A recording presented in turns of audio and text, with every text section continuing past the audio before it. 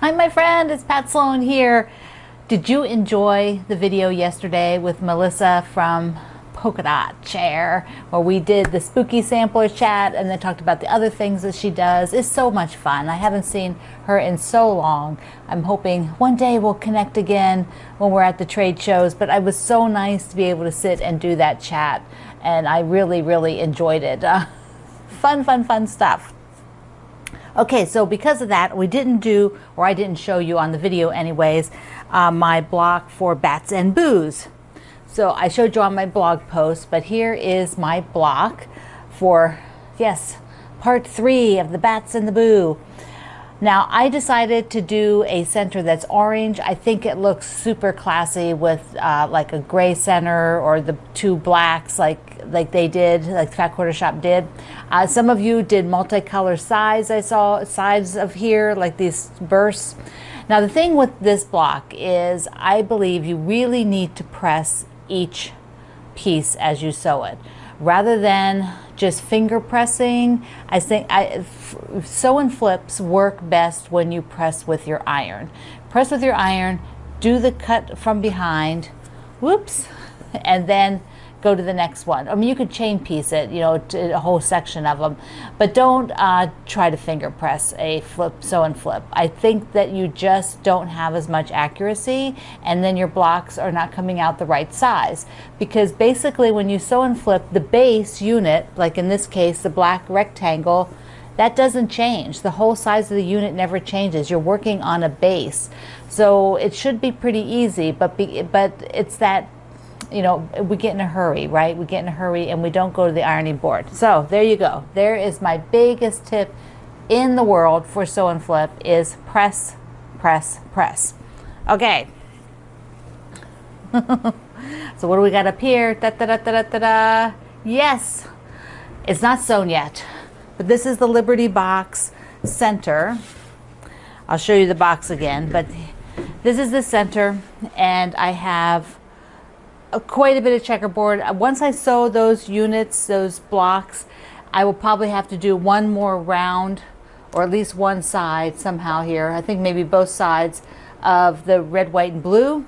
And then I will also do probably, I think it's going to require a little narrow white border around this so that it fits right in there. So I will be sewing that across a unit, and then the top, and then the bottom. And I'm heavily leaning towards square, but I could be convinced to go to a rectangle, because I have enough started down here where you can sort of see. There you go. So you can see I've got it, if it were longer on both ends, you know, so that it would, you know, keep the width but go down, because I'm not making the whole thing even wider. I think then it starts to get a little out of proportion. But if I left it just as a square, took off those extras down there, maybe start another one without the without the Liberty Box in the middle. My someday list. So this is the Liberty Box, and that's where the center part of this came from. And the squares are 2.5 inch cut, 2 inch squares, and down below I have a link to how I create those. Sew squares together. But the box comes with a few other goodies, including a whole box of thread from Orifil, red, white, and blue thread. Amazing. It has this really adorable tray. I love the tray, so I'm thinking this would be great to set on the table and put your little scraps in it as you're working to dump out. And then we have the labels, the little labels, the Americana labels, and I definitely am putting one of those on this. Yes. I'm so excited. Just so excited. The little things in life, right?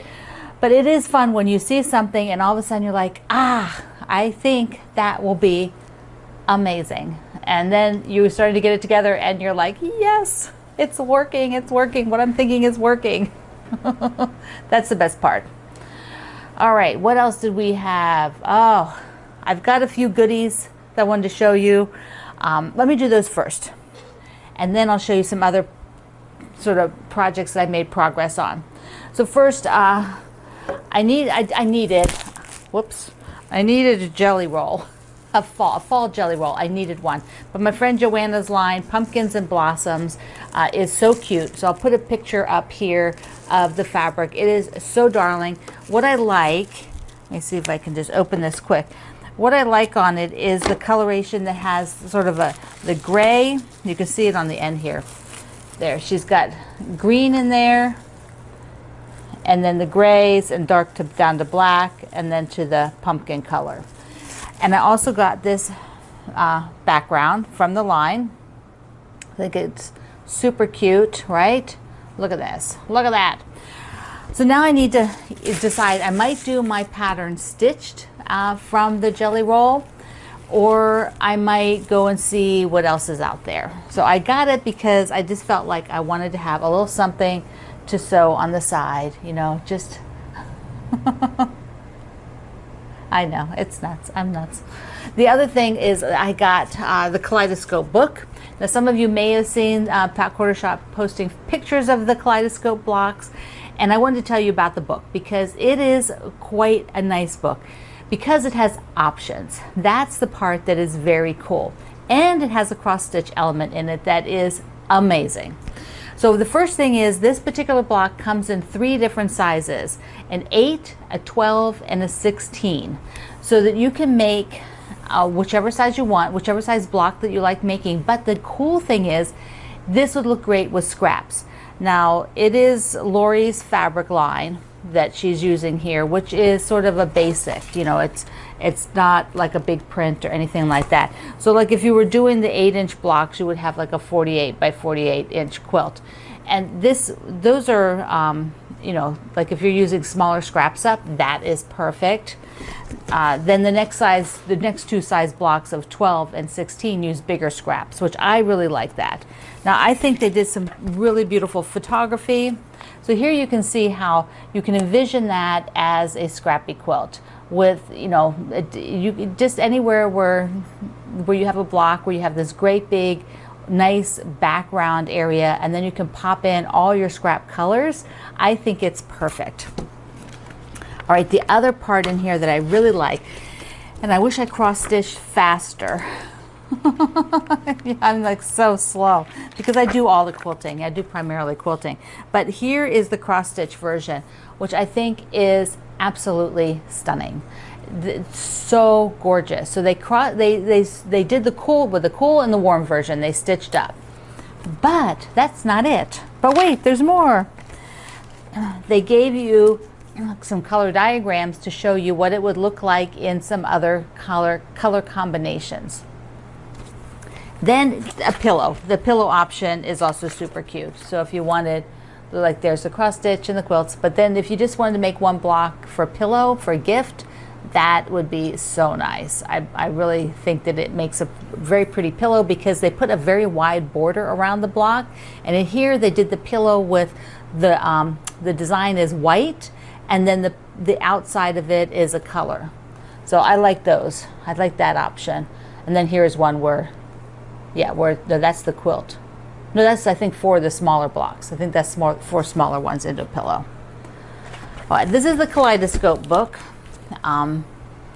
Yeah, I think it's one that you could definitely use up some scraps, and it's a very good value for that. It's a great inspiration. Okay, now what else have I done? I did some other stuff. So I got I expanded out my little Scrapalicious block. I went ahead and cut some of the stuff that I'm using, cut some of those blues and a little bit of the black down here, this one here. Yeah, that piece was from my fabric I'm using for summer soiree. So I'm like, oh, I don't want to use too much of it because I don't have a lot of those colors because I've used them quite a bit. But I found this is the little mini pillow that I have. So now I've got it to the size for the mini pillow. And then I thought, I think I'd like to hand quilt this, which I rarely do, but it's tiny, and I would big stitch quilt it with 12 weight Aurifil. I'm thinking that would be good because it's small, and I think it won't bother my wrists too much to do that. And there's no hurry to do it, so I can just have it in the evening and do just a little bit. So here's the thread. You know, so it's kind of like I don't do a lot of that handwork right now because my left wrist is still sore and it still doesn't bend the way it should. It's still swollen, so I have to be very careful how much stuff I'm doing. So here is the 12 weight Aurifil. So you can see it is thicker than what your regular sewing thread. It's quite a bit thicker, and that is perfect for big stitch. Now I want to do threads that match, so that would mean on the black I would put the black. But let me show you the other two. Let me get the rust color here. So here's the rust color that I have, and then putting that, so now you can see it on there. So it would blend in quite a bit, which is what I'm looking for, because I just want that sort of texture of the hand quilting. Big stitch, I'm gonna do big stitch. Then I have two, now if you didn't know, on your regular size Aurifil, not the small ones, but on the regular ones, you can pop the end off, which then you can put the thread there and lock it in place. So I had that locked in place, I'll just pull it out. So it keeps your threads from tangling up. Now, I don't have this exact blue. Well, I might, but I can't get to it. So I'm thinking, well, I'll look at the gray. So here's the gray, which is pretty good because grays blend in pretty nicely. But then I also have this sort of lighter, see it's lighter? So I have this lighter one. So I'm thinking that might be it. Now the light is gonna actually not blend in, like it'll come forward a little bit, but I'm thinking light comes towards you, light colors come sort of pop towards you, but I'm thinking it looks okay.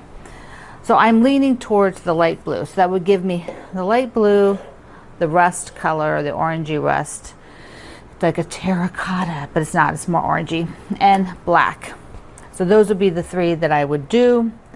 And this is small, so you know it won't I would say it won't take me long, but it will take just as long, but it's not too big. So what do you think? Should I do that? I know you're going to say, yeah, do it. Or some of you are going to say, no, just quilt it on the machine and get it done. But it has to be quilted. I just love pillow covers that are quilted. I just think they are so much more cozy. They look so much more cozy. So anyway, okay, that's it. And if you have an idea of what I should do with the jelly roll, leave the comment below. Tell me if I should do my stitched or something else. All right, my friend, I love you. Mwah. See you online.